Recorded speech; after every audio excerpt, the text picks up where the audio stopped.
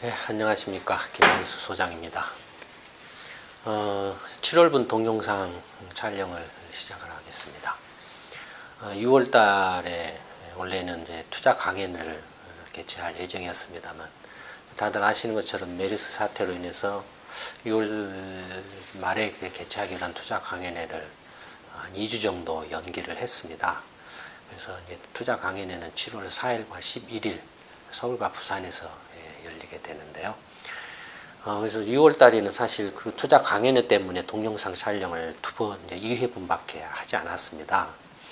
근데 6월 달 강연이 7월 달로 밀려버리는 바람에 다시 7월 달 동영상 촬영도 2회분 정도만 해야 되는 그런 상황이 됐습니다.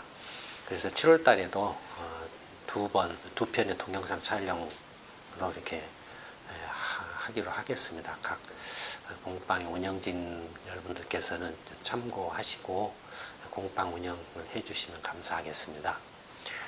먼저 이제 그 7월달 첫 번째 동영상 전체 횟수로는 39회 동영상이 됩니다.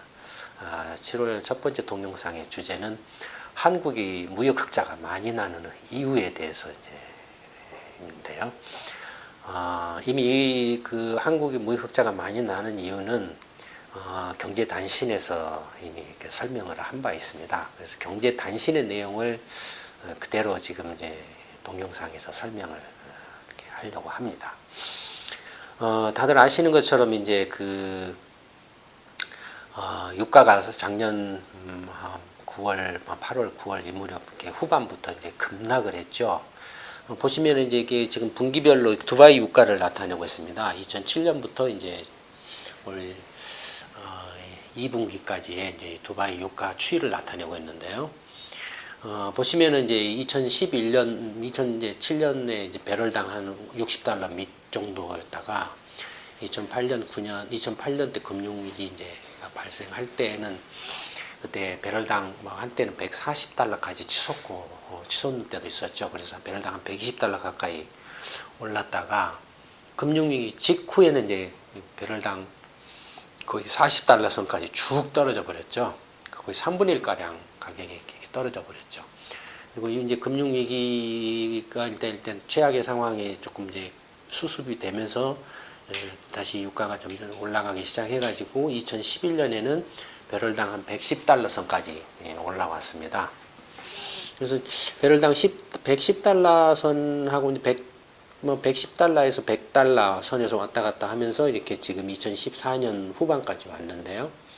2014년 후반에 이렇게 갑자기 쭉 떨어졌죠. 떨어진 이유는 이미 다 아시는 것처럼 이제 러시아가 우크라이나를 침공을 해서 러시아에 대한 이제 미국이나 이렇게 유럽연합의 경제 제재가 시작됐고, 그 경제 제재와 맞물려서 러시아에게 가장 강력한 그 경제 제재 압박 수단이 될 수 있는 그로서 이제 유가를 떨어뜨리는 전략을 취하지 않았나라는 게 이제 저희 연구소도 그렇게 지금 이렇게 봤고요. 또 많은 사람들이 그렇게 이제 전문가들이 이렇게 생각을 추측을 하기도 했습니다. 그 이외에 또 그 이른바 이제 미국을 중심으로 하는 셰일 오일, 셰일가스 혁명이 일어나서 원유 공급이 그냥 급격하게 늘었죠. 특히 이제 미국의 원유 공급이 많이 늘었죠. 미국은 세계 최대 석유 소비 국가이자 원유 수입 국가죠. 근데 그런 원유 수입 국가가 원유 수입이 급감을 해버리니까 미국이 수입이 줄어든 만큼 전 세계적으로 원유가 남아 돌아 버리겠죠.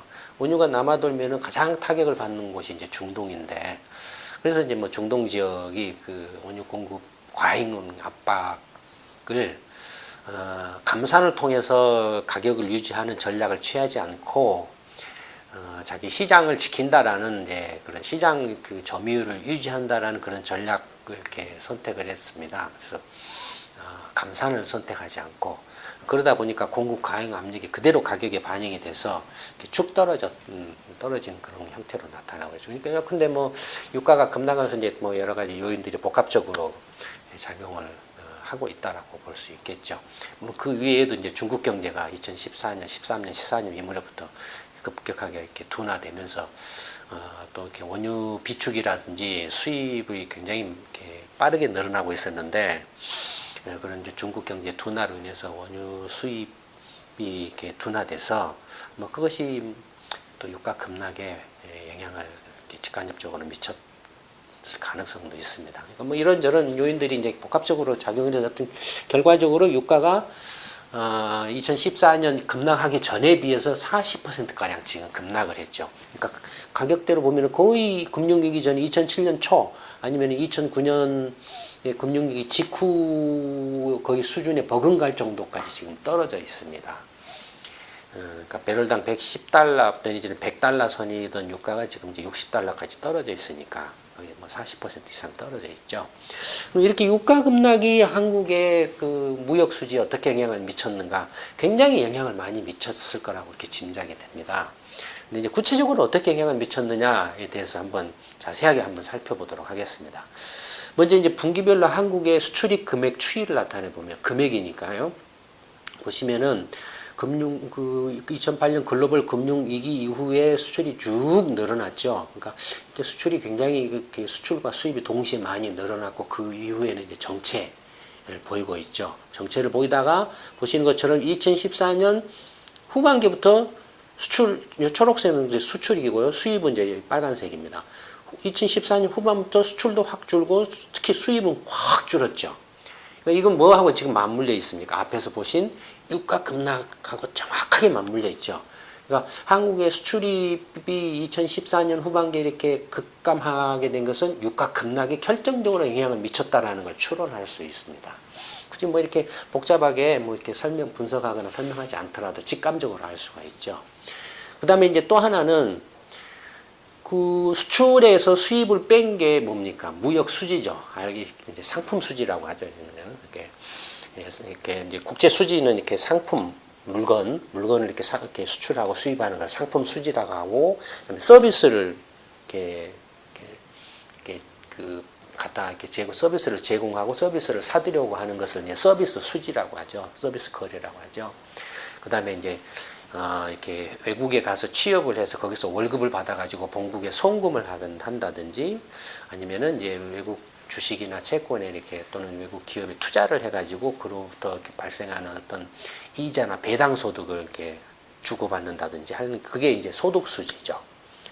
소득 수지고 그래서 이 상품 수지, 서비스 수지, 소득 수지를 다 합친 게 경상 수지죠. 경상 수지입니다. 지금 여기서 보시는 것은 이 수출입은 상품 수출입을 말합니다. 그러니까 상품 수출에서 상품 수입을 뺀 게 상품 수지죠. 상품 수지 추이를 보시면 어쨌든 그 금융 위기 전에는 상품 수지가 뭐 이렇게 그렇게 흑자라든지 적자를 냈다가 이렇게 크지 않았습니다.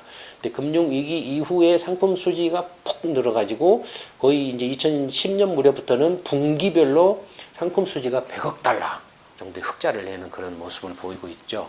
분기별로 100억 달러 흑자를 이렇게 내고 쭉 해서 그러면 분기별로 한 100억 달러 상품 수지 흑자가 내면 연간으로 치면 얼마가 되겠어요? 400억 달러 정도 흑자가 되죠. 예, 상당한 규모입니다. 근데 이제 뭐 통계상으로는 약간 뭐 이렇게 그 분기별 데이터하고 연간 데이터가 조금 앞뒤가 좀 안 맞는데 연간 데이터로 치면은 상품 수지 흑자가 2013년 같은 경우는 보시면은 역시 뭐 한 100억 달러 수준인데 분기별로 치면은 평균적으로 한 100억 달러 수준을 유지를 하고 있으니까 1년에 이제 4개 분기가 4분기이지 않습니까? 그럼 곱하기 4 하면은 400억 달러가 돼야 되는데 연간 상품 수지는 800억 달러, 900억 달러로 나와 있어요. 연간 수지가 그래서 이게 조금 앞뒤가 안 맞는 이제 분기별 데이터하고 이렇게 연간 데이터하고 앞뒤가 좀 안 맞는. 어쨌든 간에 분기별로 이제 이렇게 나와 있는데 그 보시는 것처럼 2014년 후반기부터 수출도 줄었지만 수입이 확 줄어가지고 지금 상품 수지가 어떻습니까? 갑자기 벙 하고 뛰어버렸죠. 그러니까 분기별로 치면은 2014년 이제 그러니까 벌써 한 개, 두 개, 세 개 분기인데 그 2014년 지금 그 4분기, 2015년 1분기, 2분기까지 이렇게 딱 치면 지금 그 유가가 급락해가지고 그 급락한 결과로 이 늘어난 그 수준이 급락하기 전을 얘기했던 그 분기당 한 100억 달러를 기준으로 했을 때 이 추가로 늘어난 부분을 합쳐보면은 한 350억 달러가 추가로 늘어났다라는 겁니다. 어마어마하게 지금 이렇게 상품 수지 흑자가 늘어난 거죠. 지금 2015년 1분기나 2분기 같으면 상품 수지 그 흑자가 거의 뭐 250억 달러에 달하고 있습니다. 한 분기에. 그러면 1년으로 치면은 250억 달러니까 1000억 달러에 달하죠. 상품 수지 흑자가. 그러니까 거의 막 그냥 벙 하고 뛰어버리는 거예요. 어마어마하게 지금 이렇게 뛰는 겁니다. 상품 수지가 이렇게 이제 흑자가 이렇게 유가 급락으로 인해서 급증을 하고 있는데 그 급증한 그 요인들을 좀 더 세부적으로 살펴보자 이겁니다. 크게 이제 수출 상품을 보면은 앞에서 보시는 이렇게 수출 상품을 보면은 비석유 제품, 뭐 자동차라든지 뭐 반도체라든지 뭐 농산품이라든지 뭐 이렇게 그 어떤 석유와 직접적인 석유 제품과 관련 없는 비석유 제품, 그 다음에 이제 석유 제품이 크게 두 가지로 한번 나눠본 겁니다. 왜냐하면은 유가 급락이 미치는 영향이 비석유 제품과 석유 제품에서 어떻게 차이가 나는가? 석유 제품은 바로 직접적으로 나타나겠죠. 비석유 제품은 이제 그 유가, 원유라든지 이런 것을 뭐 이렇게 에너지라든지 연료라든지 이런 걸로 쓰겠지만 그 비중이 그렇게 크지 않겠죠. 그래서 이제 그걸 나눠본 겁니다. 그 다음에 석유 제품을 보면은 석유 제품은 이제 이렇게 그 원유라든지 천연가스, LNG라든지 천연가스라든지 하는 그 광물성 연료, 석탄이라든지, 그 다음에 이 원유를 이렇게 가지고서 휘발유라든지 낙타라든지 뭐 이렇게 화학 제품 같은 것을 만들어내는 이른바 석유 화학 제품, 뭐 이런 게 크게 또 두 가지로 이렇게 나눠서 이렇게 분류를 했습니다. 그래서 수출 상품은 비석유 제품과 석유 제품인데 이 석유 제품을 다시 광물성 연료하고 석유화학 제품으로 나눠 가지고 이제 각 비석유 제품과 석유 제품의 수출입 추이를 한번 조사를 해본 겁니다. 그래서 비석유 제품의 수출액을 보시면은 어떻습니까? 그 유가 2014년 앞에 전체로 보면은 이렇게 쭉 떨어졌는데 유가가 급락한 시점을 기점으로 해서 쭉 떨어졌는데 비석유 제품의 수출과 수입을 보면은 수출은 전혀 거의 변화가 없죠. 유가 급락 전이나 급락 후나 변화가 없죠. 다음에 비석유 제품의 수입만 약간 좀 줄었죠. 그러니까 수입 하락이 좀 효과가 조금 있죠. 그래서 이 비석유 제품의 상품 수출에서 수입을 뺀 이 비석유 제품의 상품 수지를 보면은 유가가 급락하기 전에 비해서 급락한 후에 별로 이렇게 안 늘어났다 이거예요. 억지로 이걸 이제 늘어난 정도를 이렇게 계측을 해보면 한 90억 달러 정도밖에 안 늘어났다 이거예요.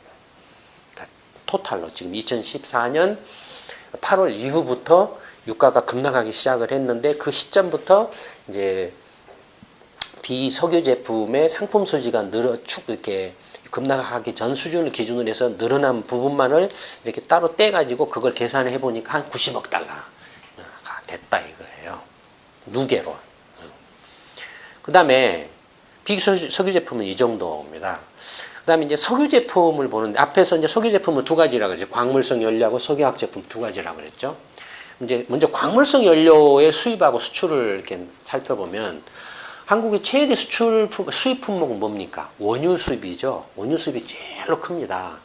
원유 수입이 이제 그 광물성 연료에 속하는 원유에 해당하는 광물성 연료의 수입, 이게 빨간색이 수입인데 보시면은 유가가 급락하기 전에는 분기별로 한 400억 달러에서 한 450억 달러 정도를 수입을 했습니다. 분기별로. 근데 유가가 더 급락하면서부터 지금 가장 최근 분기에는 한 250억 달러 정도까지 줄어버렸어요. 수입액이. 확 줄어버렸죠. 그러면 이게 수입 금액이니까 야 이게 유가가 하락한 것도 있지만 원유 수입 물량 자체가 줄어들 수도 있지 않느냐라고 생각할 수도 있잖아요. 이 줄어든 게 원유를 적게 수입을 해서 줄어들 수도 있잖아요. 그래서 그 수입 물량을 조사를 해본 겁니다. 이게 지금 수입 물량을 조사를 나타낸 건데 보시는 것처럼 수입 물량은 변했습니까? 변하지 않았습니까? 전혀 지금 변함이 없죠. 유가가 급락하기 전이나 급락한 후나 수입 물량은 거의 비슷하게 지금 수입을 하고 있습니다. 따라서 지금 광물성 연료의 수입이 급감한 것은 오로지 유가 급락에 기인한다라는 걸 알 수가 있죠. 그다음에 이제 상대적으로 광물성 연료를 이렇게 벙커 CU라든지 이런 걸 뭐 이렇게 아마 뭐랄까 조금 벙커 CU인가 광물성 연료 들어가나요? 하여튼 직접 이렇게 수출하는 부분도 약간 줄어들었죠. 근데 어쨌든 절대적으로 지금 수입 유가 급락으로 해서 이렇게 원유 수입 그 금액이 확 줄었다라는 겁니다. 그래서 이 원유 수입액에서 광물성 연료 수입에서 광물성 연료 수출을 뺀 것이 이제 광물성 연료의 상품 수지가 됩니다. 이 상품 수지 추이를 보시면은 어떻습니까? 이게 0입니다. 이게 늘어나는 게 아니고 0이고 이게 지금 마이너스, 이게 다 적자예요. 그러니까 수입이 더 많기 때문에, 수입이 많기 때문에. 그래서 그 2012년 이무렵부터 2014년 유가 급락하기 전까지는 분기 평균 적자 규모가 330억 달러, 320억 달러 정도에 달했습니다. 매 분기별로. 그러니까 한국은 원유가 원유가 나지 않기 때문에 전부 거의 중동에서 또 LNG는 인도네시아나 뭐 시베리아 사할린이라든 이런 데서 들어오죠. 그러니까 이 적자 규모가 이렇게 확 늘어가지고 이렇게 이제 위기 전하고 금융위기를 거치면서 이렇게 적자 규모가 확 늘어가지고, 그 2012년부터는 이렇게 분기 평균으로 한 320억 달러 정도 적자를 유지하다가 2014년 유가가 급락한 시점부터 이 적자폭이 확 줄어들었죠. 그래서 그걸 기준으로 해서 똑같이 이렇게 적자폭이 줄어든 그 누적 이 3분기 동안에 적자폭이 줄어든 금액을 계산하면 300억 달러에 달한다. 그러니까 유가 급락으로 한국의 무역 수지, 상품 수지 흑자가 300억 달러 효과가 났다라는 거예요. 그러니까 그다음에 이제 이게 상품 수지 효과고, 그다음에 이제 그 석유화학 제품 경우를 보면, 한국은 이제 그 석유화학 정제 시설이 세계 5위죠. 그러니까 원유 수입이 많은 이유 중에 하나도 정제 시설 용량이 크기 때문에 그렇습니다. 그래서 정제해가지고 휘발유 같은 거 만들어서 이제 뭐 일본이라든지 중국으로 수출을 많이 하죠. 그러니까 보시면은 석유화학 제품 같은 경우는 뭐 이렇게 그 수지 같은 범용 수지 제품 같은 것도 이렇게 있는데, 보시는 것처럼 유가가 급락하기 전에는 한 30억 달러 정도씩 수출을 했죠. 그러다가 유가가 급락한 후에 축 떨어졌죠. 이거 뭡니까? 유가 급락한 원가 하락 부분을 반영을 하고 있는 거죠, 지금. 수출 가격에. 원가 하락 부분을 반영하고. 수입은, 석유화학 제품 수입도 물론 약간 줄었지만 그 수입 줄어든 폭은 그렇게 크지 않죠. 왜 크지 않습니까? 한국이 주로 수입하는 석유화학 제품은 뭡니까? 고기능성, 정밀 화학 제품들이 많죠. 첨단의 어떤 그런 화학 제품들이 많다 보니까 그것은 가격 변동에 그렇게 별로 이렇게 민감하지 않습니다. 전문적으로 말하면 비탄력적이라는 거죠. 그러니까 한국 경우에는 이렇게 확 영향을 받는 이유는 뭡니까? 주로 범용품이기 때문에 그렇다라는 거죠. 수입은 영향을 그렇게 받지 않는 것은 한국이 주로 고기능성 석유화학 제품을 주로 수입을 하고 있기 때문에 그렇습니다. 어쨌든 간에 석유화학 제품 수출이 확 줄었는데, 그럼 이것도 똑같이 물량이 줄어서 그랬을 수 있지 않느냐라고 할 수 있지만, 보시면은 이게 이제 그 수출 물량을 나타냅니다. 어떻습니까? 더 늘어났죠. 유가가 급락한 후에 석유화학 제품의 수출은 물량은 늘어났죠. 물량이 늘어났는데 금액은 더 반대로 거꾸로 확 줄었다라는 겁니다. 그러니까 총량으로 두 개를 합치면은 양수겹장으로 더 확 줄었다라는 거죠. 그래서 이 석유화학 제품의 그 상품 수지를, 이렇게 수출해서 수입을 뺀 그 상품 수지를 이렇게 살펴보면, 그 분기별로 치면은 2011년, 12년 이 무렵부터 한 80억 달러 정도 흑자를 냈다 이거예요. 그런데 이제 2014년 그 후반기 유가가 급락한 시점부터 확 줄어들어서 이 3분기 동안에 누적 수지 감소, 흑자 감소 분이 한 40억 달러에 달한다. 그러니까 앞에서 보신 원유는 300억 달러의 그 적자를 줄이는 효과가 있었는 반면에 석유화학 제품은 거꾸로 한 40억 달러 흑자가 줄어들었죠. 그렇죠. 그럼 두 개를 합치면은 300억 달러에서 40억 달러를 빼면은 토탈로 석유 제품에 있어서는 한 260억 달러의 그 무역 수지 그러니까 플러스 효과, 적자가 줄어드는 그런 효과가 나타난 거죠. 그러니까 이게 이제 석유 제품은 뭐냐면 앞에서 보신 광물성 연료하고 석유화학 제품 두 개를 합쳐 놓은 겁니다. 두 개를 합해 놓고 봤을 때에 이게 물량은 안 줄었어요. 물량 보시는 것처럼 수입 물량은 약간 줄었죠. 그러니까 수입 물량 줄어든 만큼 이 효과를 이렇게 해서 이제 차감을 하면 이제 되는 건데, 수출 물량은 약간 줄은 건데, 어쨌든 수입 물량이 수입액이 확 줄었다 이거예요. 그래서 이걸 그 상품 석유 제품 전체로 상품 수지를 계산을 이렇게 해보면 효과를 계산해 보면은 한 260억 달러 정도. 상품 수지, 이게 적자죠. 지금 원유 수입이 압도적으로 크기 때문에 석유화학 제품 수출보다도. 그러니까 이렇게 광물성 연료 수입은 아까 말씀드렸던 것처럼 분기별로 한 450억 달러씩 이렇게 수입을 하는데, 석유화학 제품은 한 120억 달러 정도 수출을 하니까, 이렇게 반면에 수입은 한 5억 달러? 그 다음에 이제 광물성 연료 같은 경우는 한 100억 달러 약간 넘는 정도? 이런 정도니까 훨씬 지금 이렇게 크죠. 그래서 이 두 개를 합쳐서 전체적으로 유가 급락이 그 상품 수지 개선에 미치는 영향을 계산해 보면은 260억 달러 가까이 상품 수지 흑자를 증가시키는 효과를 냈다라는 겁니다. 전체로 보면은 이건 뭐였습니까? 비석유 제품하고 석유 제품을 다 같이 합쳐놓은 전체 수출과 수입을 나타낸 거라고 그랬죠. 그래서 전체로 보면은 한 350억 달러 효과가 나타난 걸로 보이는데, 이 350억 달러 그 흑자가 늘어난 것 중에 석유화학 제품, 그러니까 석유 제품이 유가 급락으로 인해서 석유 제품의 상품 수지 적자가 줄어드는 게 260억 달러 효과가. 그 다음에 유가 급락으로 인해서 비석유 제품의 이렇게 이렇게 연료비라든지 에너지비가 줄어들어서 이렇게 수출 증대 효과 나갈까요? 이렇게 가격을 조금 이렇게 이제 그 경쟁력이 살아나서 수출이 조금 더 늘어나는 그 증대 효과가 한 90억 달러. 그러니까 260억 달러하고 90억 달러 합쳐서 전체적으로 한 350억 달러. 그러니까 유가 급락 효과가 나타났다라는 겁니다. 그러니까 어마어마한 거예요, 지금. 그러니까 지금 한국의 경상수지 흑자의 대부분은 상품수지 흑자에 기인합니다. 대부분은. 그러면 상품수지 흑자 내지는 경상수지 흑자가 굉장히 크게 늘어났다. 그래서 한국이 지금 굉장히 잘 나가고 있느냐? 그게 아니라는 거죠. 거의 외부적인 요인에 기인한다라는 거죠. 유가 급락이라는 한국이 스스로 통제할 수 없는 외부적인 요인에 기인해서 이렇게 상품수지 흑자 개선 효과가 아주 크게 나타나고 있다는 겁니다. 이걸 보고서 잘못 정책을 하거나 잘못 판단하면 어마어마한 착시를 불러일으키기 쉽다 이거예요, 이런 것들이. 그러니까 이건 뒤집어놓고 말하면 한국 산업 구조, 한국 경제가 어떤 구조라는 겁니까?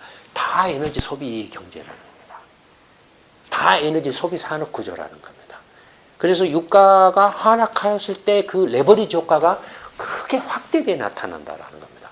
거꾸로 말하면은 이런 경제에는 유가가 다시 반등해서 급격하게 올라가면 어떻게 되겠습니까? 반대로 경상수지가 상당히 악화되겠죠. 반대 현상이 일어나겠죠. 확 줄어들겠죠. 이렇다라는 겁니다. 그러니까 지금 이런 그 유가 하락 시기에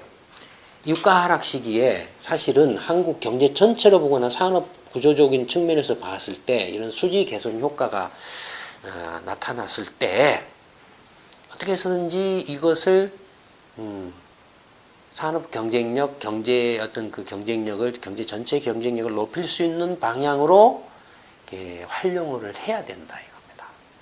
또 그런 거 저런 거 생각하자고 멍 때리고 있거나 엉뚱한 짓을 하게 되면은 나중에 유가가 만약에 올라갔을 경우에는 또 휘청거리게 된다. 근데 이게 또 어떤 영향을 이렇게 부차적인 영향을 미치냐면 경상수지 흑자가 보통 예전에는 막 적자, 이렇게 경상수지가 적자를 내서 한국 경제가 뭐 위태하네, 위험하네, 어쩌네, 조금만 충격이 와도 뭐 이게 달러가 부족하네, 뭐 투기 자금이 빠져나가네, 어쩌네 이런 소리가 많았고 워낙 환율이 막 휘청휘청하고 막 했거든요. 근데 지금은 어떻습니까? 미국 FRB가 금리를 올린다고 그래도 지금 원화 환율이 어떻습니까? 별로 안 움직여요. 오히려 강세를 보이려고 해요. 그 원인이 뭡니까? 이것 때문에 그렇죠. 예. 경상수지 흑자로 이렇게 들어오는 지금 달러가 많다라는 겁니다. 많다라는 거예요. 이런 것들을 전체적으로 유기적으로 종합적으로 잘 판단해서 나라 경제를 어떻게 운영하고 정책을 어떻게 하고 산업의 경쟁력을 어떻게 하고 전략을 어떻게 세울 것인가 하는 게 굉장히 중요하죠. 이런저런 생각을 누가 합니까 지금? 다 이렇게 난장판이죠 지금. 메르스 사태에도 그렇고 지금 또 뭐 이제는 지금 새누리당도 분열이 나고 있죠. 박근혜 씨하고 이렇게 새누리당하고 서로 이렇게 시행령 관련해서 이제 국회가 입법권을 제대로 이렇게 기능 행사를 하겠다. 그래서 정부가 마음대로 시행령으로 마음대로 그냥 이렇게 엉뚱한 짓을 하지 못하게 좀 제동을 걸겠다라는 그건 어떻게 보면 당연한 거죠. 원래 그렇게 됐어야 되죠. 거기에 대해서 이제 뭐 이렇게 서로 간에 쌍욕이 오고 하고 뭐 좀 배신 때렸네 어쩌네 하고 웃기는 생쇼를 하고 있죠. 지금이 그럴 때입니까? 이런 거 지금 제대로 이렇게 분석해서 나라를 어떻게 이끌어갈 것인가를 이렇게 고민하고 대책을 만들어내도 모자랄 그런 때죠. 어쨌든 뭐 그렇습니다. 7월분 동영상은 이걸로 마치도록 하겠습니다. 고맙습니다.